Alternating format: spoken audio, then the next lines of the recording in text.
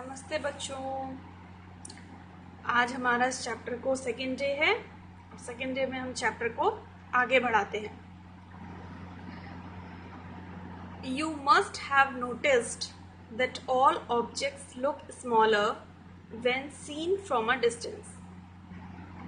आपने इस बात पर ज़रूर ध्यान दिया होगा कि सभी चीज़ें लुक स्मॉलर छोटी दिखाई देती हैं when seen from a distance, जब उन्हें एक दूरी से देखा जाता है।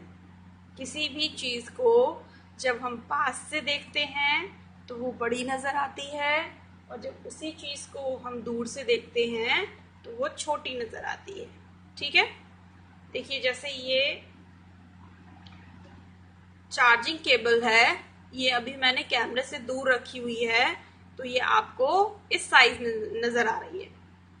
अब अगर मैं इसको आपके कैमरे के धीरे धीरे पास लाती हूं तो देखिए इसका साइज क्या होता है।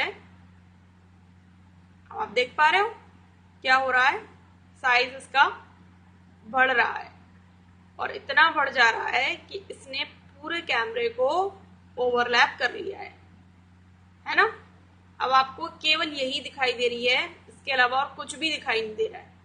मैं इसको फिर से नीचे रखती हूँ। अब आप देखिए इसका साइज कैसा दिखाई देता है आपको, छोटा। पास लाते हैं तो पास लाते लाते बड़ा हो जाता है, दूर जाने पर छोटा हो जाता है और दूर ले जाएंगे तो ये और छोटा हो जाएगा। तो इसी तरह से जब भी हम किसी दूरी से किसी वस्तु को देखते हैं तो वो हमें छोटी दिखाई देती है। How small an aeroplane looks when it is flying at a great height। आपने देखा है कि जब कोई वायुयान, जब कोई एरोप्लेन ऊंचाई पर उड़ता है और हम नीचे से यानी कि धरती से उसे देखते हैं तो वो कितना छोटा नजर आता है। और अगर हम एयरपोर्ट पर उसको सामने खड़ा हुआ पाते हैं तो एक्चुअल में वो कितना बड़ा और कितना भारी होता है। लेकिन जब वो उड़ता है तो हमको बिल्कुल उसी साइज में नजर आता है जिस साइज में हमें कोई बर्ड नजर आती है। While watching the night sky, जब आप रात का आकाश देख रहे होते हैं, you may notice various patterns formed by different groups of stars। तो आपने कई बार नोटिस किया होगा कि वहां आप डिफरेंट पैटर्न्स, वेरियस पैटर्न्स, अलग अलग तरीके के पैटर्न्स देखते हैं तारों के। तारे जो आपको दिखाई देते हैं वो ग्रुप्स में होते हैं, समूह में होते हैं। और जब तारे समूह में होते हैं तो हम देखते हैं कि वो अलग अलग तरीके की डिजाइन बनाए हुए हैं, आकृतियां बनाए हुए हैं। These are called constellations. इन्हीं अलग अलग आकृतियों को हम कॉन्स्टलेशंस बोलते हैं, हिंदी में तारामंडल बोलते हैं। अर्सा मेजर और Big Bear is one such constellation. इसी प्रकार के एक तारामंडल का नाम है अर्सा मेजर, या फिर हम इसे इंग्लिश में बिग बेयर भी बोलते हैं। क्यों? क्योंकि इस तारामंडल की जो शेप है वो किसकी तरह दिखाई देती है, एक बड़े भालू की तरह। One of the most easily recognizable constellation is the Saptarishi. तो बहुत आसानी से दिखाई देने वाला, पहचान में आने वाला, रिकॉग्नाइजेबल मीन्स पहचान में आने वाला जो तारामंडल है वो है सप्तऋषि। कभी भी अगर आप रात में छत पे सोए हो और आपने ऊपर आकाश में देखा हो तो आपको ये सप्तऋषि तारामंडल बहुत आसानी से देखने मिल जाएगा। सप्तऋषि का मतलब होता है 7 तारे। सप्त मतलब 7 और ऋषि का मतलब होता है ऋषि का मतलब होता है धर्मगुरु या कोई साधु। तो सप्त ऋषि मतलब 7 तारों का समूह हमें दिखाई देता है और प्रत्येक तारे का नाम हमने अपने भारत के जो महान गुरु हुए हैं, संत हुए हैं, उनके नाम पर रखा हुआ है। Sages, it is a group of 7 star. तो ये जो सप्त ऋषि है ये 7 तारों का समूह है। That forms a part of Ursa Major constellation. जो कि अर्सा मेजर नाम के तारामंडल का ही एक भाग है। मतलब अर्सा मेजर एक तारामंडल है, वो तारामंडल बड़ा तारामंडल है, उसमें ज्यादा तारे हैं, और उसी का एक छोटा ग्रुप कौन सा है? सप्तऋषि है। Ask someone elder in your family or neighborhood to show you more stars, planets and constellations in the sky. आप अब छत पर जाइए, आपको जरूरत है इस चीज की, और अपने किसी बड़े को भी साथ में ले जाइए और उनसे बोलिए कि वो आपको तारे दिखाएं, आपको प्लैनेट्स यानी कि ग्रह दिखाएं, और आपको आसमान में अनेक अनेक प्रकार के तारामंडल भी दिखाएं। इन ancient times people used to determine directions during the night with the help of stars. प्राचीन समय में लोग दिशाओं का निर्धारण करते थे। Used to determine directions during the night, रात के दौरान किसको देखकर? तारों को देखकर। जो लोग रात को यात्रा करते थे, अब रात में उनको नहीं पता चलता था कि कहाँ पर ईस्ट है, कहाँ वेस्ट है, किधर उनको जाना है, किधर से उनको आना है, तो वो ऊपर आकाश में जो तारे दिखाई देते थे, उन तारों की मदद से दिशाओं का निर्धारण करते थे, यानी कि दिशा का पता लगाते थे। The north star indicates the north direction. ऊपर हमें आकाश में एक और स्पेशल तारा दिखाई देता है जिसका नाम है नॉर्थ स्टार, यानी कि ध्रुव तारा। तो ये जो नॉर्थ स्टार है, ये हमेशा नॉर्थ डायरेक्शन में ही निकलता है। तो जब ऊपर हम देखते हैं कि जिस दिशा में ये नॉर्थ स्टार निकला होता है, तो हमें पता चल जाता है कि वो दिशा कौन सी है? नॉर्थ डायरेक्शन है। It is also called the pole star. North star को हम एक और नाम से जानते हैं जिसका नाम है पोल स्टार, ध्रुव तारा। It always remains in the same position in the sky. आकाश में ये कभी भी अपना स्थान नहीं बदलता है, ये हमेशा एक ही स्थान पर निकलता है। कौन सी दिशा में? उत्तर दिशा में। We can locate the position of the pole star with the help of the सप्तऋषि। हम सप्तऋषि तारामंडल को अगर पहचान लें तो हम उसकी मदद से ध्रुव तारे तक पहुंच सकते हैं। Look at the figure 1.1। 1.1 figure जो आपकी बुक में दिया हुआ है उसको हम देखते हैं। आइए चलिए, तो 1.1 फिगर को हम देखते हैं। देखिए, ये आपका फिगर है, इसमें एक लड़की है, ये ठीक है। ये आपकी सप्तऋषि तारामंडल की स्थिति है। 1 2 3 4 5 6 7 ऐसे ही आकाश में देखो और भी तारे आपको दिखाई दे रहे हैं। ये है एक तारा, ये भी तारा है, ये भी तारा है, ये भी इतने सारे तारे हैं और तमाम तारे दिखाई दे रहे हैं। लेकिन ये तारे आपको अलग ही दिखाई दे रहे हैं ना, क्योंकि ये अलग ग्रुप बनाए हुए हैं और एक शेप भी बनाए हुए हैं। तो ये आपका सप्तऋषि की शेप है। सप्तऋषि की शेप में ये दो स्टार हैं, इनके नाम है द पॉइंटर स्टार्स। क्या नाम है? The pointer stars. तो आपको बोला जा रहा है कि अगर आप सप्तऋषि तारामंडल के दो पॉइंटर स्टार्स से एक सीधी लाइन खींच दें अपनी आंखों से, ठीक, ये आपको एक सीधी लाइन अगर आप खींच दें, तो सीधी लाइन जहां पर जाकर जिस तारे पर रुक रही है, जो तारा आपको सीधी लाइन में सबसे ज्यादा चमकता हुआ नजर आ रहा है, समझ लेना आप कि वही आपका पोल स्टार है, वही आपका नॉर्थ स्टार है। और जब ये नॉर्थ डायरेक्शन है तो उसके अपोजिट आपको पता चल जाएगी साउथ डायरेक्शन है, और उसके राइट साइड में आपको पता चल जाएगा ईस्ट डायरेक्शन है, और लेफ्ट में आपको पता चल जाएगा वेस्ट डायरेक्शन है। तो इस तरह से आपको चारों डायरेक्शंस के बारे में पता लग जाएगा।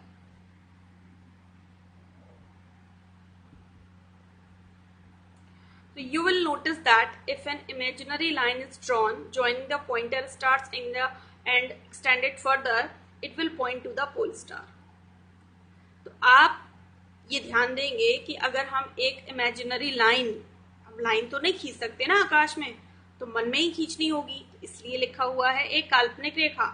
अगर हम एक काल्पनिक रेखा खींच देते हैं, किसको जोड़ते हुए? दो पॉइंटर स्टार्स जो थे सप्तऋषि के, उनको जोड़ते हुए हम एक काल्पनिक रेखा खींच देते हैं एंड एक्सटेंडेड फर्दर, और उसको आगे बढ़ा देते हैं। It will point to the pole star. तो ये किसकी ओर संकेत करेगा? कि ध्रुव तारे की ओर संकेत करेगा। Some celestial bodies do not have their own heat and light. कुछ खगोलीय पिंड इस तरीके के होते हैं कि उनमें ना तो अपनी कोई गर्माहट होती है और ना ही अपना कोई प्रकाश होता है। They are lit by the light of the stars. वे जलते हैं या उनको रोशनी मिलती है किसकी रोशनी से? तारों की रोशनी से। वो तारों की रोशनी से जगमगाते हैं या चमकते हैं। सच बॉडीज आर कॉल्ड प्लैनेट्स। तो इस प्रकार की बॉडीज को, इस प्रकार के पिंडों को हम प्लैनेट्स कहते हैं, मतलब ग्रह कहते हैं। एक बार और समझते हैं प्लैनेट्स क्या होते हैं। प्लैनेट्स वे सेलेस्टियल बॉडीज होती हैं जिनमें ना तो अपनी हीट होती है ना ही अपना लाइट होता है। वे तारों की लाइट से चमकते हैं। ऐसे सेलेस्टियल बॉडीज को हम प्लैनेट्स कहते हैं। The word planet comes from the Greek word planetai. जो प्लैनेट शब्द है वो एक ग्रीक भाषा के शब्द से आया है जिसका नाम है प्लैनेटेई। और प्लैनेटेई का मतलब होता है वॉन्डरर्स, मतलब घूमने वाले। तो प्लैनेट्स को हमने वॉन्डरर्स क्यों बोला? क्योंकि प्लैनेट्स जो है वो घूमते रहते हैं। किसके चारों तरफ? तारे के चारों तरफ। कौन से तारे के चारों तरफ? हमारे सौरमंडल के प्लैनेट्स घूमते हैं सूरज के चारों तरफ। The earth on which we live is a planet. तो जिस धरती पर, जिस अर्थ पर, पृथ्वी पर हम रहते हैं वो भी एक प्लैनेट है। It gets all its heat and light from the sun. Earth के पास आप जानते हैं ना तो अपनी हीट है और ना ही अपना प्रकाश है। अगर सूरज ना निकले तो अर्थ के पास कोई हीट नहीं होगी, और अगर चंद्रमा ना निकले तो रात में कोई रोशनी नहीं होगी।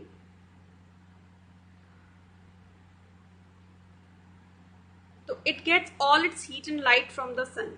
तो पृथ्वी को पूरी गर्मी और पूरी रोशनी किससे मिलती है? सूरज से मिलती है। Which is our nearest star. सूरज हमारा सबसे करीब का तारा है। अंतरिक्ष में बहुत सारे तारे हैं जिनकी संख्या लाखों में है, लेकिन हमें जो हीट और लाइट मिलती है वो सन से मिलती है, क्योंकि सन हमारे सबसे नजदीक का तारा है। If we look at the earth from a great distance. अगर हम अर्थ को अंतरिक्ष में जाके किसी दूरी से देखें, से द मून, सपोज करिए कि हम चंद्रमा पर चले जाएं और वहां से अर्थ को देखें, तो it will appear to be shining just as the moon. तो जिस तरह से हम धरती पर खड़े होकर चंद्रमा को देखते हैं रात में, तो चंद्रमा हमें चमकता हुआ नजर आता है, जबकि चंद्रमा का अपना कोई लाइट नहीं है, अपनी कोई उसका प्रकाश नहीं है। उसी तरीके से अगर हम चंद्रमा पर जाकर खड़े हो जाएं और पृथ्वी को देखें, तो पृथ्वी भी इसी तरह से हमें चमकती हुई नजर आएगी। The moon that we see in the sky is a satellite. जो चंद्रमा हम आकाश में देखते हैं वो चंद्रमा क्या है? वो चंद्रमा ना तो प्लैनेट है और ना ही स्टार है, वो चंद्रमा सैटेलाइट है। तो अब आप एक मोटी बात समझ लीजिए कि आपको जो भी सेलेस्टियल बॉडीज आकाश में दिखाई देती हैं या जिनके भी आप नाम सुनते हैं, उनमें मोस्टली बॉडीज जो है वो 3 प्रकार की होती हैं। ईदर वे प्लैनेट होंगी, या फिर वे सैटेलाइट होंगी, या फिर वे स्टार होंगी। ठीक है, इनके अलावा आपको किसी और प्रकार की बॉडी नॉर्मली देखने नहीं मिलती है। तो अर्थ हमारा प्लैनेट है, सन हमारा स्टार है और मून हमारा सैटेलाइट है। It is a companion of our earth. Moon जो है वो हमारी अर्थ का कंपेनियन है, मतलब क्या? साथी है। एंड मूव्स राउंड इट, और इसके चारों तरफ चक्कर लगाता है। तो देखिए कितनी अच्छी संरचना है। पृथ्वी जो है वो सूरज के चारों तरफ चक्कर लगाती है, और जो चंद्रमा है वो पृथ्वी के चारों तरफ चक्कर लगाता है। लाइक अवर अर्थ, हमारी पृथ्वी की ही तरह, देयर आर 8 अदर प्लैनेट्स। 8 ऐसे ग्रह और भी हैं that get heat and light from the sun, जिन्हें सूरज से क्या मिलती है? रोशनी मिलती है और गर्मी मिलती है। तो यहाँ कुछ 7 होने चाहिए, क्योंकि अर्थ को मिलाकर हमारे टोटल 8 प्लैनेट है ना, तो ये 7 होना चाहिए। ये प्लूटो भी इन्होंने मुझे लगता है ऐड कर लिया। Some of them have their moons too, और इनमें से कुछ प्लैनेट्स तो ऐसे हैं जिनके पास अपने अपने चंद्रमा भी हैं। जैसे पृथ्वी का एक साथी है ना, चंदा मामा, उसी तरह से और भी ऐसे प्लैनेट्स हैं जिनके पास अपने अपने चंद्रमा हैं। और आपको एक और नई बात बताऊं, पृथ्वी के पास तो एक ही साथी है, एक ही चंद्रमा है। कुछ प्लैनेट्स तो ऐसे हैं जिनके पास 2-2 चंद्रमा हैं, और कुछ प्लैनेट्स तो ऐसे भी हैं जिनके पास 50 मून्स हैं, मतलब 50 के लगभग चंद्रमा हैं। तो ये अंतरिक्ष में बहुत सारी अजीब चीजें होती रहती हैं जिनके बारे में जो एस्ट्रोनॉमर्स होते हैं वही बहुत अच्छे से जानते हैं। अब ये देखिए एक इंटरेस्टिंग फैक्ट दिया हुआ है, क्या है देखिए, Jupiter, Saturn and Uranus have rings around them. आपने कल सोलर सिस्टम देखा था, उसमें आपको सैटर्न के चारों तरफ रिंग्स दिखाई दे रही थी, बहुत आसानी से दिखाई दे रही थी, लेकिन वो रिंग्स जुपिटर के चारों तरफ भी होती हैं और यूरेनस के चारों तरफ भी होती हैं, बट क्लियरली हमें जो पिक्चर में नजर आती हैं वो सैटर्न की नजर आती हैं। These are belts of small debris. ये रिंग्स क्या हैं? ये एक तरीके की बेल्ट हैं। किन की बनी हुई? छोटे छोटे जो मलबे होते हैं ना, उनकी बनी हुई बेल्ट हैं। जैसे जब अंतरिक्ष में चट्टानों की टक्करें होती हैं तो चट्टान जब एक दूसरे से टकराते हैं तो टूट जाती हैं, छोटी छोटी चट्टानें अलग हो जाती हैं, और जब वो हमारे सौर मंडल में प्रवेश करती हैं तो सूरज के चारों तरफ वो भी चक्कर लगाने लगते हैं। तो लाखों करोड़ों साल से वो सारे के सारे छोटे छोटे पत्थर इसी तरीके से सूरज के चारों तरफ चक्कर लगा रहे हैं या किसी ग्रह के चारों तरफ चक्कर लगाने लगते हैं, तो वो क्या बना लेते हैं? एक बेल्ट बना लेते हैं। These rings may be seen from the earth with the help of powerful telescopes. तो इन रिंग्स को अगर हम बहुत अच्छे से देखना चाहते हैं तो इसके लिए हमें किसकी जरूरत पड़ेगी? टेलीस्कोप की जरूरत पड़ेगी। टेलीस्कोप क्या होता है? टेलीस्कोप एक यंत्र होता है जिसको हिंदी में हम क्या कहते हैं? दूरदर्शी। तो टेलीस्कोप लगाकर हम अंतरिक्ष में होने वाली ज्यादातर गतिविधियों को देख सकते हैं। तो अगर आपको ये रिंग्स देखनी है तो इसके लिए आपको टेलीस्कोप चाहिए, और वो भी कैसा वाला? बहुत स्ट्रॉन्ग वाला, बहुत पावरफुल टेलीस्कोप से आप इस तरीके की चीजों को देख सकते हैं। तो जो अगला टॉपिक है वो हमारा सोलर सिस्टम है, जिसे हम कल से स्टार्ट करेंगे। आज के लिए इतना ही। आज आपका होमवर्क ये है कि आप छत पर जाना शुरू कर दीजिए और देखिए छत पर जाने के बाद कि आपको कितने कॉन्स्टेलेशंस दिखाई देते हैं, उनकी अलग अलग शेप कौन सी है, और अपनी मम्मी पापा से पूछेगा जरूर कि सप्तऋषि तारामंडल कौन सा है, और उसकी मदद से ध्रुव तारे को पहचानने की कोशिश कीजिए। तो ये आपका प्रैक्टिकल होमवर्क है, ठीक है? बाय बाय बच्चों।